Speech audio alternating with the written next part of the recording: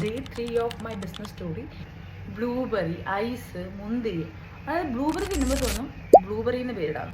അതിപ്പോൾ ഇനി മുന്തിരി തിന്നുമ്പോൾ തോന്നും മുന്തിരിന്ന് പേരിടാണ്. ഗ്രേപ്സ് എന്ന് പറഞ്ഞിട്ട് മുന്തിരിയുടെ ലോഗോയും വെക്കാം. തമാശയല്ല, അവസാനം ആലോചിച്ച് മാതളം എന്നുള്ള പേരിൽ ഞാനൊരു യൂട്യൂബ് ചാനൽ വരെ തുടങ്ങി. പിന്നെ ഒരു ദിവസം എങ്ങനെ ഞാൻ എസ്തറിലോട്ട് എത്തിയെന്ന് വെച്ച് കഴിഞ്ഞാൽ, ഒരു ദിവസം ഞാൻ ബൈബിൾ വായിച്ചുകൊണ്ടിരിക്കുകയായിരുന്നു. ഭയങ്കര വിഷമമുള്ളൊരു സമയത്താണ് ഞാൻ ബൈബിൾ വായിച്ചുകൊണ്ടിരുന്നത്. അപ്പോൾ ബൈബിളിൽ എസ്തറിൻ്റെ പ്രാർത്ഥന എന്ന് പറഞ്ഞിട്ടൊരു ഭാഗം വന്നു.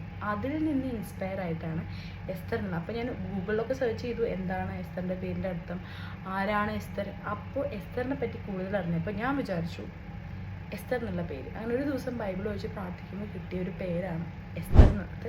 അങ്ങനെയാണ് എൻ്റെ ബ്രാൻഡിൽ ഞാൻ എസ്തർ എന്ന് പേരിട്ടത്. സോ ആദ്യമായിട്ട് കാണുന്നവരാണെങ്കിൽ ജസ്റ്റ് ഒന്ന് ഫോളോ ചെയ്ത് എൻ്റെ പേജിനെ സപ്പോർട്ട് ചെയ്യുക. 5 ദിവസം കൂടെ കഴിഞ്ഞ് കഴിഞ്ഞാൽ എനിക്ക് എൻ്റെ സ്റ്റോക്ക് ഇവിടെ എത്തും.